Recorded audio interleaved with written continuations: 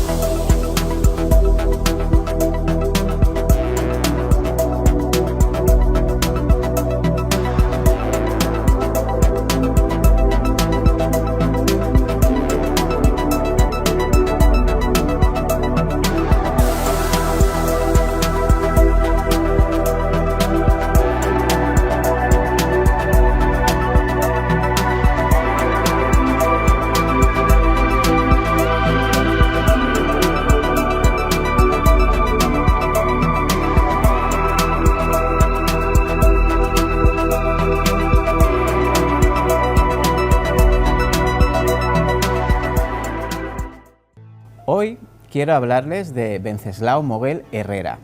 Venceslao fue un mexicano que fue capturado el 18 de marzo del año 1916, sospechoso de participar en la Revolución Mexicana de Pancho Villa. Fue condenado a muerte sin juicio, como era costumbre, y un pelotón de fusilamiento le esperaba ansioso de acabar con su vida. Hasta aquí todo normal. En la sinrazón humana, el que un soldado se enfrente a un pelotón de fusilamiento, no tiene nada de sorprendente, por desgracia. Pero como del ordinario también nace lo extraordinario, vamos a ver qué pasó con el bueno de Venceslao Moguel.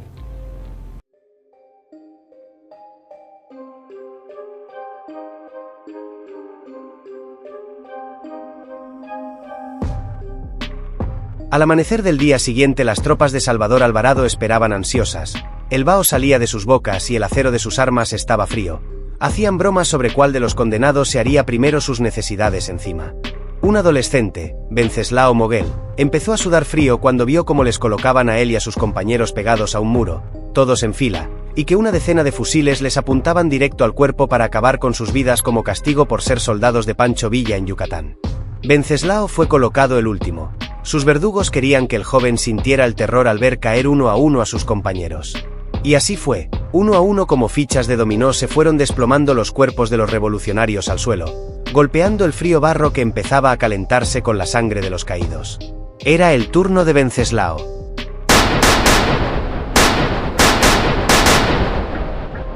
Ocho disparos que impactaron en el cuerpo de Venceslao, tirándolo al suelo terregoso. Uno de los tiradores, por piedad o por saña, asestó un disparo más en la cabeza de Venceslao, el tiro de gracia, como se le dice en la jerga bélica. Aquella bala, se sabría después, entró por la nuca deshaciendo el mentón y lengua del adolescente. Su cuerpo y el de otros fusilados fue llevado a un paraje cercano, formando una nauseabunda montaña de cadáveres que no tardó en llenarse de moscas y donde los verdugos orinaron para hacer aún más humillante la ejecución. Así dejaron ese alcor de muerte, a la vista de todo el mundo para que sirviera de lección. Todos dieron por muerto a Venceslao Moguel. Sin embargo, pasados unos minutos el joven abrió los ojos y agarrándose como una fiera a la vida se arrastró casi medio kilómetro hasta llegar a la iglesia de Santiago Apóstol, en donde una mujer pidió auxilio para que lo llevaran con los médicos. Todos dieron por muerto a Venceslao Moguel, que pasó a la clandestinidad. Con los años, su vida y fusilamiento se fueron desvaneciendo de la memoria de la gente.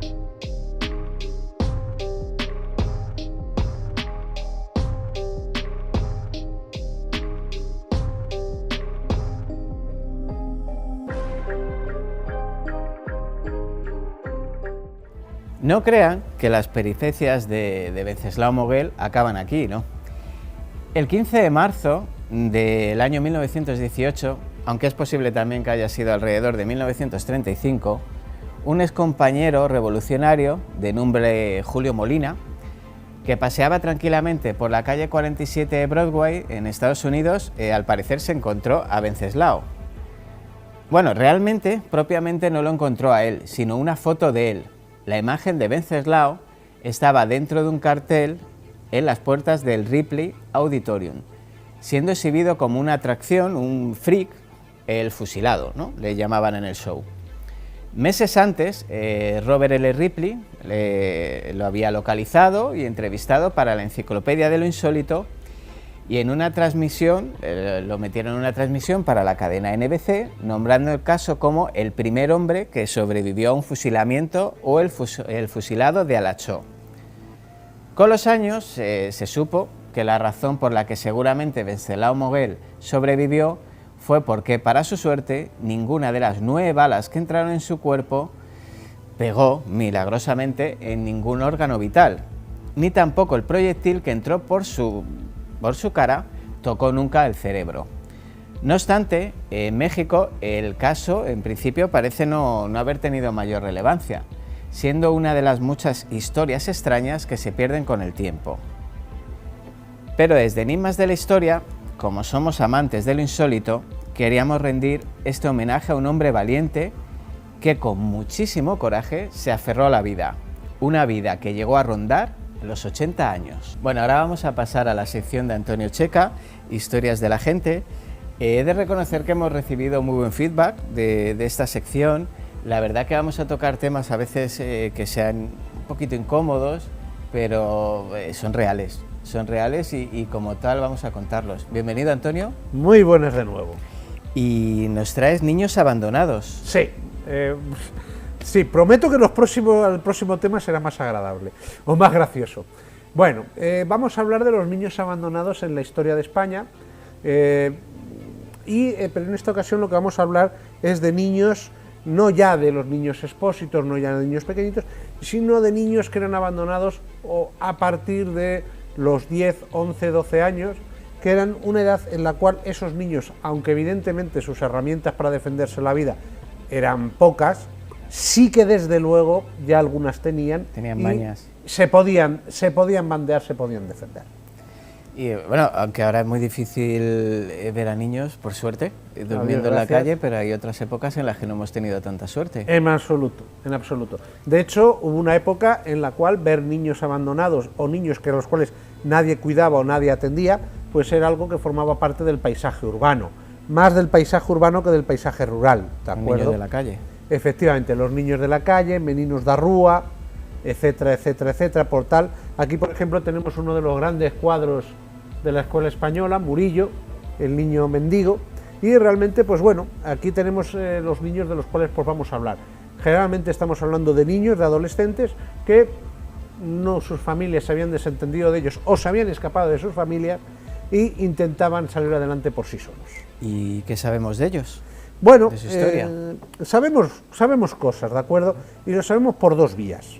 Por un lado tenemos mucha información a través de la literatura y por otro lado también tenemos mucha información a través de los archivos, como siempre.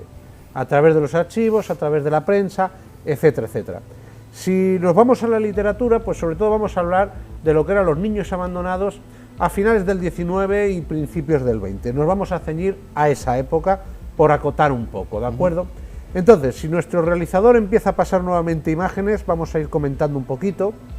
Y bueno, pues efectivamente en el siglo finales del 19 y principios del 20, los niños abandonados eran una presencia tal que estaban muy presentes en la literatura. Aquí tenemos Pipa, de Clarín, que pues lo que nos describe es un cuento pues de un niño que hacía su vida en Oviedo intentando sobrevivir en Oviedo, ¿de acuerdo? Seguimos adelante, siguiente imagen. Aquí tenemos el doctor Centeno, del gran don Benito Pérez Galdós, el gran escritor español del siglo XIX por excelencia. Algunos me lo discutirán, bueno, yo lo dejo que me lo discute. Yo no te lo discuto. Vale, perfecto. Seguiremos siendo amigos. Entonces, por ejemplo, el doctor Centeno nos habla pues de un niño que llega a Madrid abandonado y sencillamente pues se dedica a... tiene la inmensa suerte de que el doctor Centeno le acoge como criado, ¿de acuerdo? Y seguimos adelante, siguiente escena, siguiente imagen, y aquí tenemos esta maravilla que es la trilogía de la lucha por la vida, La busca, de Pío Baroja, que además la primera parte es la vida de un niño pues que es de un niño y de un adolescente del cual ya nadie se cuida, su madre muere y pues intenta sobrevivir en el terrible y muy duro Madrid de principios del siglo XX. Madrid muy duro. Un Madrid durísimo. Me viene a la cabeza de otra época Lazarillo de Tormes. Correcto, porque a fin de cuentas el Lazarillo de Tormes es la misma historia. Es un niño al cual su madre le contrata, le cede en contratación a un ciego, con la idea de pues que haga del hombre de bien, etcétera, etcétera, etcétera. El ciego le trata como le trata, nos reímos porque ya sabemos cómo el Lazarillo se le acaba devolviendo al ciego. Sí. Y el Lazarillo, ¿qué es? Pues es una vida de un pobre niño que va, según va creciendo, peor, cada vez va peor, pero bueno, dentro de lo que cabe se consigue sobrevivir. Sí. Pero que es un niño del cual nadie se cuida y que para comer pues tiene que buscarse las habichuelas. Y para centrarnos un poquito, ¿qué nos cuentan los archivos de la época? Bueno, si nos vamos a Madrid, ya desde luego vamos a centrarnos un poco. Madrid, finales del 19, principios del 20, es una ciudad que está en crecimiento, es una ciudad que está en expansión, es una ciudad que llega, pues está en torno a los 400.000, pronto superará los 500.000 habitantes, y es una ciudad a la cual había varios centenares de niños abandonados. Estos niños abandonados tenían dos casuísticas o dos orígenes. Una, niños que se escapaban de sus familias y se iban a Madrid, o niños que sus familias se desentendían de ellos totalmente. Sí, ya tenían familia, pero si se iban a dormir a la casa nadie les preocupaba. Y también es triste, ahora mismo se ve a un niño de 10, 11 años durmiendo en la calle y cualquier policía, ipso facto, dice ¿qué está pasando aquí? Eso en aquella época no. Era fruto de una pobreza extendida. Era una pobreza extendida, había varios centenares de niños pues malviviendo en las calles y estos pobres criaturas, estos pobres niños pues intentaban sobrevivir de las más diversas maneras. Este que traemos ahora es Oliver Twist, nos alejamos un poco, pero sí que he querido traerlo porque describe muy bien cómo era o cómo podía pasar en la vida de uno de estos niños en Londres. Es quizás de las mejores novelas... Yo soy muy fan de Dickens. Pues ya, pues no hablemos más. Entonces, ¿qué ocurre? Pues esta es una novela de un niño que llega a Londres y sencillamente pues le cogen para una red de mendicidad. Estos niños intentaban sobrevivir y empezaron a despertar el interés de la sociedad y de algunos sociólogos que intentaban decir, vamos a intentar hacer que estos niños salgan adelante y que además nos dejaron unas descripciones muy interesantes de cómo vivían.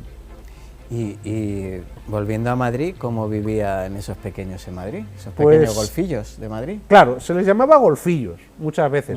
Golfillos, vagos. Sí. Golfillo es un poco más cariñoso, ¿no? Es un poco cariñoso. Básicamente lo que se ha visto, hubo un filántropo, Núñez Alonso, que escribió mucho sobre ellos, los observó mucho, y venía a decir que estos niños tenían una tendencia que era juntarse en grupos para autodefenderse. Estos grupos que se juntaban, se defendían, solían estar mandados por uno, que era el capitán. Este solía tener un poco más de edad, y era el que les dirigía, también establecía quién entraba en el grupo, quién no, y ejercía cierto control sobre el resto de niños, presuntamente les defendía, y también les explotaba, ¿de acuerdo? También les explotaba. Básicamente, estos niños, lo que se ha visto, y además lo dicen muy bien, que eran niños que estaban en una situación que una de dos, o se hundían en la miseria definitiva, y pasaban a engrosar las filas de mendigos adultos, etcétera, etcétera, o conseguían salir adelante, o sencillamente acababan en la criminalidad. ¿De acuerdo? Pero generalmente hay que tener en cuenta que muchos de estos niños, cuando ya llegaban a una determinada edad, los 17, los 18, ahí se producía un impasse. Y como era una ciudad que estaba en crecimiento y una España que estaba en crecimiento, y una España además donde no era difícil encontrar trabajo, otra cosa es que fuera un trabajo bien pagado, un trabajo bien remunerado, muchos de estos niños que podían ofrecer sus brazos y sus manos, pues encontraban trabajo en la construcción, en pequeños oficios, etcétera. Por ejemplo, Manuel, el personaje de La Busca, pues ¿qué ocurre? Manuel tiene perfectamente este esquema. Se le ve que intenta sobrevivir de las formas más variadas, se asocia con otros niños, y en un momento determinado pues incluso puede dar el salto y colocarse pues como aprendiz y empezar a trabajar y ganarse la vida en una vida ya más normal, dejando atrás la vida de la calle. Entonces, ¿qué ocurre? Generalmente los golfillos eran una etapa intermedia en la cual, pues una de dos, de esa etapa intermedia acabaría o en la cárcel o convertidos ya en personas asalariados, personas integradas o bastante integradas o del común, por así decirlo. Me querías hablar de uno de estos niños de la calle que terminó convertido en un ser excepcional, ¿no? Correcto. Según tu opinión. Sí. Pedro Vindel Álvarez. ¿Por qué esa excepcionalidad? Bueno, porque aquí no es según mi opinión. Aquí, objetivamente, decimos que es excepcional. ¿De acuerdo? A ver, Pedro Vindel Álvarez he querido traerlo porque es de los pocos niños de la calle de Madrid que dejó testimonio escrito de sus recuerdos en esa etapa. Lo tenemos aquí. Efectivamente, aquí le tenemos. Pedro Vindel Álvarez dejó sus notas, dejó una serie de notas, las conocemos gracias a su hijo, Francisco, que fue el que las publicó. Yo creo que su hijo algo pudo edulcorarlas, ¿de acuerdo? No dejaba de ser su hijo que estaba dando a conocer la vida de su padre. Pero en todo caso sí que nos muestra muy bien lo que era la vida, pues, de este niño de la calle. Pedro Vindel nace en un pueblo que es Olmeda de la Cuesta y del cual pues hemos hablado ya en este programa. Fue el primer motivo por el cual vine yo aquí. ¿Por el cual viniste? ¿Haz promo? Hago promo. Por favor, la siguiente imagen, querido realizador. Pues sencillamente Vindel nace en Olmeda de la Cuesta, este pueblo. Yo le conocí gracias a que me puse a estudiar la historia de Olmeda de la Cuesta y gracias a ello pues me di cuenta del personaje y me di cuenta de su excepcionalidad y me puse a investigar más. Bien, ¿qué ocurre con Vindel? Vindel nace en 1865. Su padre muere cuando él tiene 9 años y su madre se vuelve a casar. Cuando llega Vindel a los 10 años, generalmente a los 10 años en las sociedades agrarias tradicionales se considera que es una edad en la cual el niño ya puede ponerse a trabajar o puede empezar a ayudar. Sí. Pero claro, una cosa es ponerse a ayudar, etcétera, y otra cosa es que te exploten. Sí. Y es lo que le estaba pasando a Vindel. Vindel se encontró con que el nuevo marido, nuevo marido de su madre, su padrastro, pues le trataba bastante mal, le hacía la vida insufrible, no se sentía querido, y en un momento determinado, con 10 años, dice adiós, muy buenas. Correcto. Y va Vindel y se fuga. Y ahí tenemos pues toda una trayectoria. A ver, Olmeda de la Cuesta está a unos 140 kilómetros de Madrid. Bien, pues imaginémonos un niño de 10 años, repito, 10 años, que se fue andando desde Olmeda de la Cuesta, pasando por Guadalajara, hasta Madrid. Y según él mismo decía, pues bueno, ganándose la vida, pues sencillamente... Mil peripecias. Bueno, de hecho, por ejemplo, en un momento determinado, pues una caravana de artistas le vieron, le cogieron con la intención de convertirlo en parte del espectáculo. Se dio cuenta de que a fin de cuentas no se había caído de un explotador para caer en otros y se fue. Así de simple. Entonces, ahora bien, pues él dice, pues acarreando leña, acarreando agua, y el caso es que llegó a Madrid. Y llega a Madrid con 10 años. Se llega a Madrid con 10 años siendo analfabeto, muerto de hambre prácticamente. Que era lo más común de esa época. Efectivamente. Y a partir de ahí ya pues empieza a sobrevivir en Madrid. Y aquí tenemos la siguiente imagen, por favor, nuestro querido realizador. Bien, pues ¿qué ocurre con Vindel? Vindel se une a un grupo de niños que tenían su territorio aquí. Esto es la estación del norte de Madrid, Príncipe Pío. Bien, pues ¿qué ocurre? Aquí había un grupo de niños, este grupo de niños estaba dirigido por un tal Crisanto, que era un poco mayor. Era alguien cuya historia no está muy clara, tenía cierta formación, había llegado a cursar algún curso de bachillerato, pero lo había dejado, estaba abandonado. Y en un momento determinado forman un grupo bajo la dirección de Crisanto, y este grupo pues se hace con el poder de Príncipe Pío, Estación del Norte, y se dedican pues a vender periódicos, se dedican a llevar maletas, se dedican a buscarse la vida. Buscarse la vida, efectivamente. Vindel pues sencillamente nos cuenta esa etapa en la cual un grupo que ellos llamaban los pirantes. ¿Qué era un pirante? Pues los pirantes eran otra de las formas en las cuales se conocían cariñosamente a los golfillos. Además, pirante es gracioso porque actualmente tenemos una expresión que seguro que te suena. ¿Tú no te has dado el piro alguna vez? Sí. Correcto. Bueno, pirar es los que se van, los que se fugan. Pirantes básicamente eran los niños que se habían ido, los niños que se habían fugado. Vindel tiene la característica de que sencillamente en un momento determinado, cuando Crisanto deja el grupo porque le toca hacer el servicio militar, Vindel está en uno de esos momentos decisivos y entonces Vindel consigue abandonar la vida de la calle para convertirse en librero, primero un librero de segunda mano, un librero del rastro. Sencillamente lo que hacía era coger libros y revenderlos ahí como buenamente podía en un tenderete, ¿de acuerdo? Pero poco a poco fue cambiando y pasamos a la siguiente imagen, por favor. Y llegó a protagonizar toda una serie de historias impresionantes, de las cuales yo pienso dedicar un libro que, si Dios quiere, saldrá el año que viene, ya veremos, toco madera, y cuya historia además ha sido recogida por sus descendientes, que han hecho una película que está disponible en internet, y puede verse la historia de cómo este muchacho, que fue un niño abandonado, un niño pues que llegó a Madrid siendo un pobre analfabeto, pues se convirtió en uno de los libreros más importantes de España y más importantes también de nuestra historia, que ha dejado huella en nuestra cultura. Y si alguien tiene curiosidad, pues a ver, querido realizador, si puedes poner la próxima imagen. Si alguien tiene curiosidad, pues no tiene más que meterse en YouTube, poner Manuscrito Vindel, la película, y verá pues una película, que es esta, en la cual sencillamente pues tenemos la vida de este muchacho, de este niño, de este valiente hombre, que finalmente pues de niño de la calle pasó a ser, de niño de la calle analfabeto, pasó a ser una figura relevante dentro de la historia de la cultura española.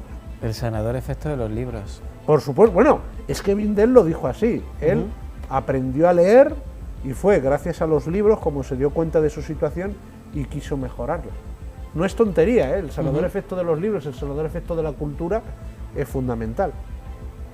Bueno, pues muy interesante, como siempre, tenerte. Nada. Estoy deseando saber, pero no me adelantes nada, lo que nos preparas para tu siguiente visita. Pues traeremos otra historia, también pues de la gente del común, de la gente de abajo, que a veces pueden subir, ¿de acuerdo?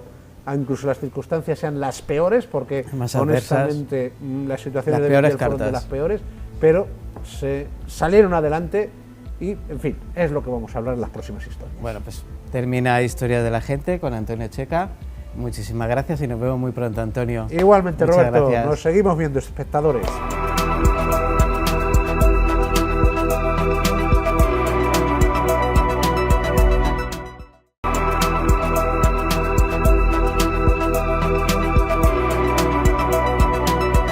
Bueno, ahora que volvemos de publicidad y de reflexionar un poquito sobre lo que nos ha comentado nuestro compañero Antonio Checa, quiero hablaros de un tema que puede ser muy controversial. Yo creo que a día de hoy, tanto creyentes como ateos, tenemos el conocimiento, ¿no?, como se nos dice en el Evangelio de Juan o en la primera carta a los Corintios, que Jesús murió en la cruz por nuestros pecados. Fue sepultado y que en 3 días se encontró su tumba vacía porque resucitó. Hasta aquí todo según la tradición, puesto que si no fuese así, si la resurrección, que es la base de toda fe cristiana, pues toda esa creencia dejaría de tener sentido. Hace muchos años cayó en mis manos un libro llamado Jesús vivió y murió en Cachemira, un libro escrito en el año 1976, si no recuerdo mal, por Andreas Faber-Kaiser. Pero ¿qué hay de cierto en esta y en otras presuntas tumbas que parece haber del maestro Galileo? Pues ciertamente yo no tengo una respuesta certera para esta cuestión. Sin embargo, se me viene una frase de San Pablo a la cabeza, y es esa famosa frase de: si Cristo no resucitó, vuestra fe es vana.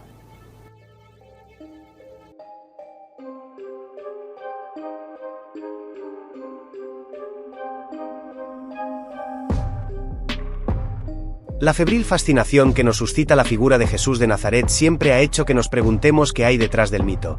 Desde los que dudan de su nacimiento, de su vida o de su muerte, los que afirman que el Nuevo Testamento es un texto midrásico o una simple fantasía, hasta los que niegan su resurrección. lo que nos lleva a grandes mitos como que sus restos aún siguen en alguna parte del Israel subterráneo de los templarios. Cuando encontraron sus restos mortales en Jerusalén, los trasladaron a Francia para enterrarlos allí, oyendo aún más allá, que el mismo Jesús terminó escapándose a Francia con María Magdalena para fundar, con el tiempo, un linaje real perpetuado por merovingios y templarios.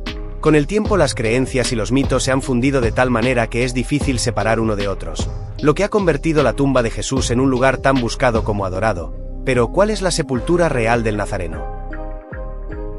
Los osarios de 1980. La tumba de los 10 osarios es la tumba donde, según el análisis científico de sus descubridores y la Autoridad de Antigüedades de Israel, se encuentran los restos de Jesús de Nazaret. Fue descubierta el 28 de marzo de 1980 en Talpiot, Jerusalén. Desde entonces se ha investigado rigurosamente cada uno de estos osarios, la tumba y el terreno donde está ubicada. Se obtuvieron no hace mucho análisis de ADN de los osarios, descubriendo así parentescos familiares directos, por lo que se sabe científicamente que los restos humanos que estaban enterrados en estos osarios pertenecían a la misma familia. En la tumba de Talpiot se encontraron 10 osarios. Se sabe que eran 11, uno desapareció. Fue robado y vendido en el mercado negro de antigüedades por algún saqueador de tumbas. En 6 de los osarios aparecen tallados o rayados con un punzón u otro objeto punzante los siguientes nombres escritos en un lateral del osario. El agrupamiento de estos nombres en una misma tumba resulta único. Yeshua bar Yosef, Jesús hijo de José, María Mene Emara, María de Magdala más conocida como Maestro, Yehuda bar Yeshua, Judas hijo de Jesús, Yosa, José, María, María, y Matía, Mateo. Jerusalén, el Santo Sepulcro. Es el lugar seguramente más sagrado para la cristiandad y donde la tradición nos dicta que fue depositado el cuerpo de Jesús. La tumba está cubierta por un santuario del siglo XIX conocido como edículo. Actualmente se encuentra bajo la custodia de 6 iglesias cristianas: la católica, la ortodoxa griega, la ortodoxa armenia, la ortodoxa egipcia, la ortodoxa siria, ortodoxa etíope, más 2 familias musulmanas originarias de Jerusalén. La familia Nuseibe, que custodia la llave de la puerta, y la familia Joudé al-Goudia, que es la encargada de abrir y cerrar la puerta diariamente desde hace 8 siglos, desde el 1187, de manera ininterrumpida. La tumba del jardín. La tumba del jardín es una sepultura en Jerusalén que se cree la tumba de Jesús de Nazaret por los cristianos anglicanos y otros grupos menos numerosos. La tumba del jardín se encuentra al norte de la puerta de Damasco, algo alejada del casco antiguo de Jerusalén.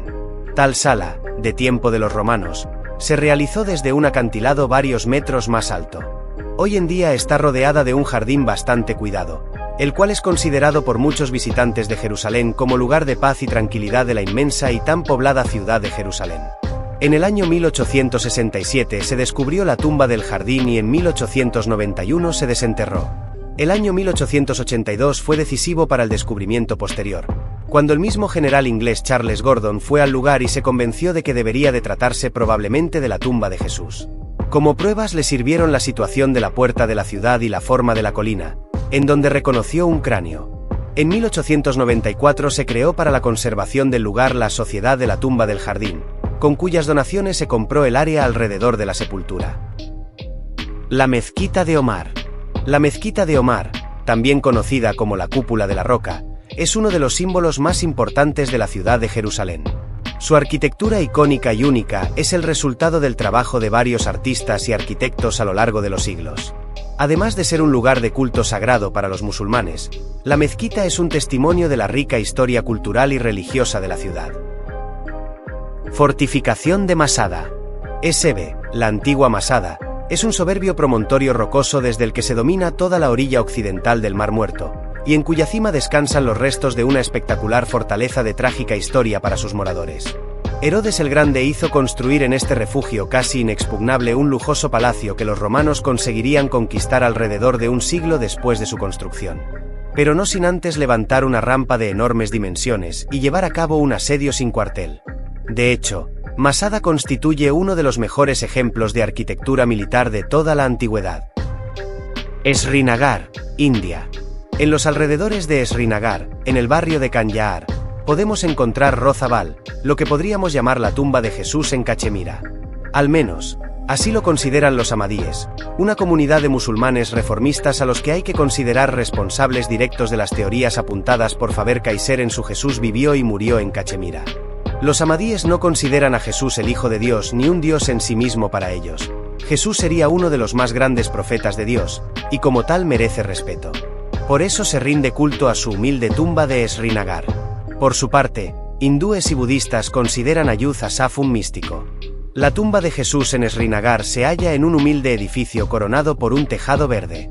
Este edificio, situado en el interior de un cementerio musulmán, posee una galería que rodea la cámara interior, que puede contemplarse desde una ventana. A la izquierda de esta ventana existe un cartel en el que se indica que ahí reposa Yud Asaf y en el que también se explica que dedicó su vida a la oración y a predicar la verdad. Honshu, norte de Japón. En un rincón distante del norte de Japón, un lugar conocido sobre todo por sus arrozales en terrazas y huertos de manzanas, se encuentra el pequeño pueblo de Shingo, donde hay un velado montículo de tierra desnuda, en medio de un bosquecillo de bambú, que está rodeado por una valla blanca y marcado con una gran cruz de madera. Debajo de esa pila de tierra, supuestamente, yacen los restos de Jesús de Nazaret. De acuerdo con la tradición que hay detrás de ese montículo, Jesús no murió realmente en la cruz del Calvario, sino que quien lo hizo fue su hermano menor, un tal Isukiri. Jesús logró escapar en secreto de la crucifixión cambiándose de lugar con su hermano. De esta forma, el verdadero Hijo de Dios huyó a través de Siberia a la prefectura de Aomori, en el extremo norte de Japón, donde se convirtió en cultivador de arroz, se casó, tuvo una familia y finalmente murió de vejez a los 106 años de edad. Incluso se dice que hay una familia en el pueblo que descienden directamente de Cristo. Cardoux, sur de Francia. Rennes-le-Château, al sur de Francia, es lugar donde el párroco Berenguer Saunier dio con algo que lo hizo inmensamente rico, y al parecer, inmensamente peligroso. En esta tierra muchos creen que se encuentra la tumba de María Magdalena. Otros acuden a la fonética para intentar dar explicación a un enigma sorprendente. El escritor Mariano Urresti decía así: se ha especulado con que sea un acertijo, un anagrama. Y jugando con la homofonía, se ha dicho Arcadia, arca Dei o arca de Dios. Claro, que quizá arca se deba interpretar como tumba, con lo que estaríamos ante la tumba de Dios. Cuando se produjo el arresto de los templarios en 1314, muchos de sus documentos y secretos fueron guardados con antelación. Y uno de esos documentos fue puesto a buen recaudo de algún modo por parte de la familia Blanchefort, y después por los Southpole. Y eso sería lo que descubrió el cura de Rennes. ¿Qué contenía el documento? Pues el emplazamiento secreto de una tumba, que había sido custodiada por los templarios desde Blanchefort y desde el castillo de Arques, también próximo. Et in Arcadia ego. Esta inscripción sería un anagrama: la tumba de Dios, el cuerpo de Dios, le corps de Dieu. La tendencia en el Languedoc a suprimir artículos y preposiciones dejaría así la frase, corps Dieu. Pero en Languedoc, la letra O suena como A, y el diptongo IU suena OU, carps dou Cardou.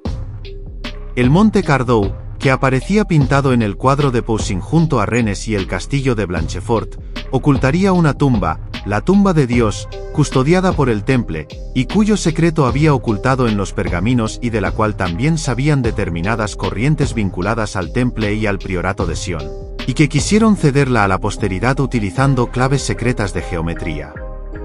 El cura de Rennes habría descubierto la verdadera tumba de Jesús de Nazaret, y ese secreto no tenía precio, por mucho oro que le diera quien quiera que se lo diera. Impresionante, ¿verdad? Yo no conozco otro personaje en la historia, o no se me ocurre ninguno ahora mismo, que tenga tantas tumbas o tantas ubicaciones posibles de donde fue enterrado. Y sinceramente, con la posibilidad real de que ninguna de ellas sea la correcta. Y ahora vamos a cambiar un poquito de tema para no enfadar a los defensores de la fe. No es nuestra intención, por supuesto, todo lo contrario, solo es mostrarles la historia. Y ahora, como les decía, vamos a cambiar un poquito de tercio y vamos a ver un interesante reportaje de nuestro compañero Jesús Montero, que nos va a hablar del mito de Osiris.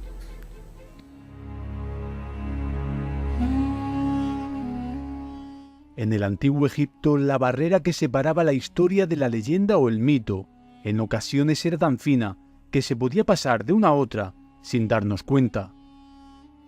La cultura egipcia, además de ser una de las primeras civilizaciones que utilizó la escritura, no tardó en utilizar esta para dejar por escrito muchas de sus tradiciones y una rica recopilación de historias y leyendas que hoy forman parte del imaginario colectivo, que las ha ido conociendo a través de todo tipo de formatos, que van desde la tradición oral, pasando por los cuentos y más recientemente, el cine.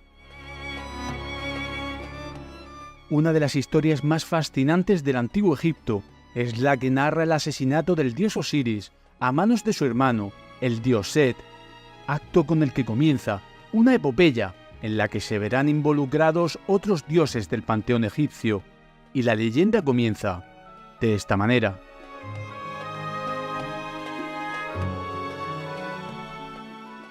Toda historia tiene un principio, y esta empieza con el dios primigenio, creador y origen de todas las cosas.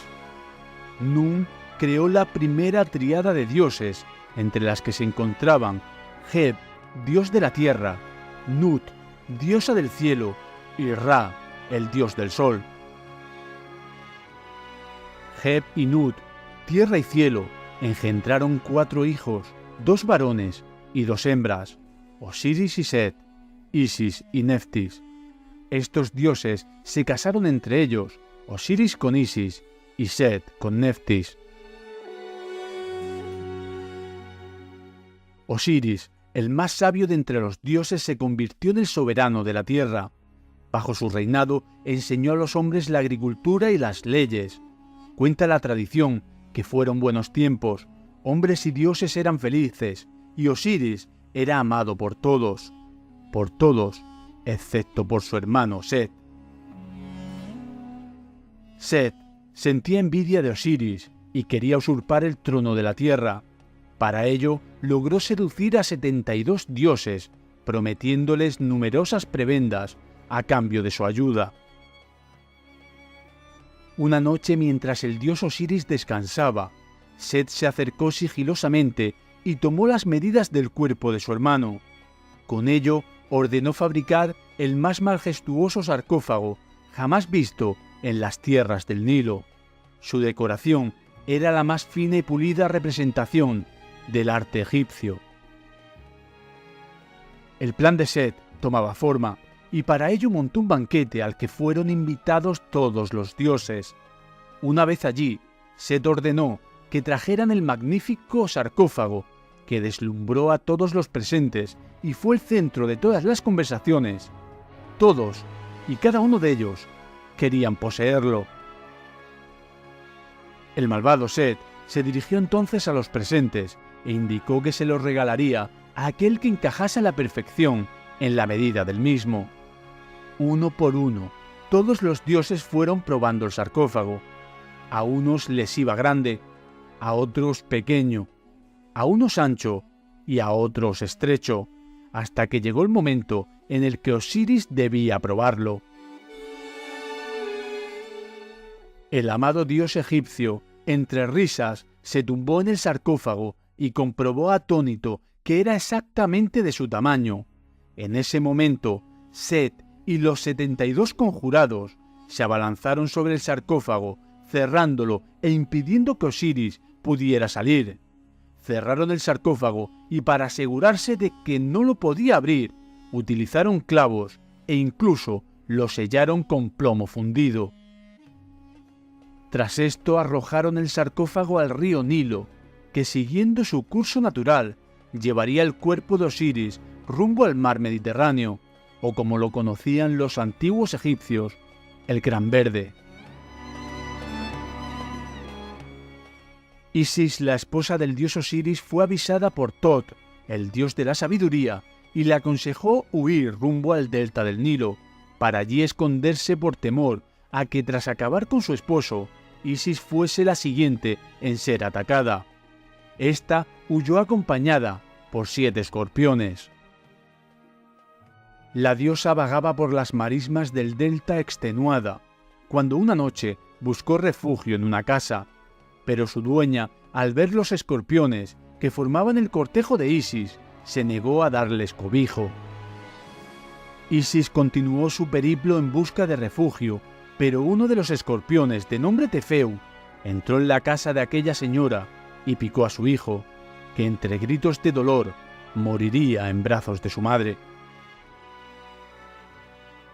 La diosa, que no andaba lejos de allí, aunque había sido despreciada por esta mujer, se enterneció al escuchar los llantos de dolor de aquella madre y volvió a su casa. Posó su mano sobre el rostro inerte del niño y al retirarla, éste se encontraba sonriendo. Pero Isis solo tenía un objetivo en mente, y no era otro que encontrar a su malogrado esposo y poder darle un enterramiento digno de un dios de Egipto. Peinó palmo a palmo el delta del Nilo, pero no obtuvo resultados, así que la diosa comenzó a buscar fuera de Egipto, allí donde las olas del Mediterráneo podían haber llevado el sarcófago del dios. Isis peinó la costa del oriente mediterráneo hasta llegar a Fenicia. Allí preguntó a los pescadores, pero ninguno había visto ni escuchado hablar de tan magnífico sarcófago. Se encontraba cerca de Biblos cuando escuchó hablar de un árbol extraordinario, un árbol que no tenía parecido con ningún otro.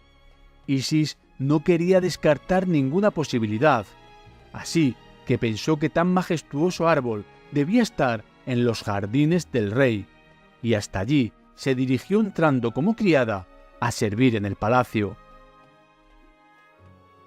Buscó y buscó por el palacio y sus jardines. Allí habían majestuosos cedros, sicomoros y granados, pero ni rastro de aquel árbol único. Desalentada, Isis, tras haber estado buscando incansablemente por los jardines del lugar, se dispuso a entrar en el palacio y algo llamó su atención, algo que había pasado por alto y que había estado siempre frente a ella. La enorme columna que sostenía la techumbre del palacio no era otra cosa que aquel majestuoso árbol del que todos hablaban. A pesar de pasar varias veces al día frente a aquel árbol, mientras realizaba sus tareas de sirvienta, Isis no se había percatado de que la columna era un árbol labrado de forma tan fina que cualquier parecido con su estado natural era mera casualidad. Isis comprendió entonces lo sucedido. El sarcófago había navegado hasta llegar a la costa e ir a parar a los pies de un joven árbol. Este, al reconocer la divinidad del mismo, lo envolvió con sus ramas para protegerlo, y esto hizo que el árbol creciera de una forma y una belleza del todo inusual. El rey de Biblos, asombrado del tamaño de este, ordenó talarlo para que sostuviese el techo de su palacio. La diosa se desprendió en ese momento de sus ropajes y harapos de sirvienta para colocarse sus atributos de diosa. Su túnica de lino blanco marcaba su figura, su collar de oro repleto de piedras preciosas, amatistas y turquesa, y cómo no, su diadema con forma de disco de oro sostenido por 2 cuernos ricamente labrados. De esta forma, Isis se dispuso a extraer el sarcófago del interior del tronco del árbol, con un atuendo digno de una diosa de Egipto, para recibir al dios Osiris. En sigilo y aprovechando la noche, Isis sacó de Biblos el sarcófago y navegó por la costa a toda velocidad. Pronto las olas dejaron de embestir la nave, el aire era seco y no olía a sal, y las aguas eran calmas. Había llegado al delta del Nilo, a su adorado Egipto. Por fin, Osiris podría descansar en paz en la tierra sobre la que había reinado y la cual le habían arrebatado.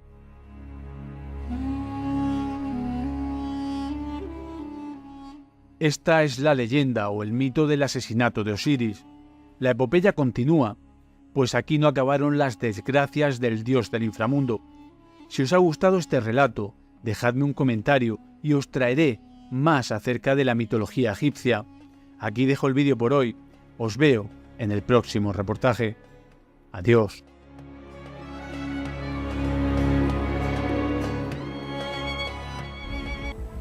Pues con esto ponemos punto y final a los enigmas de la historia de hoy.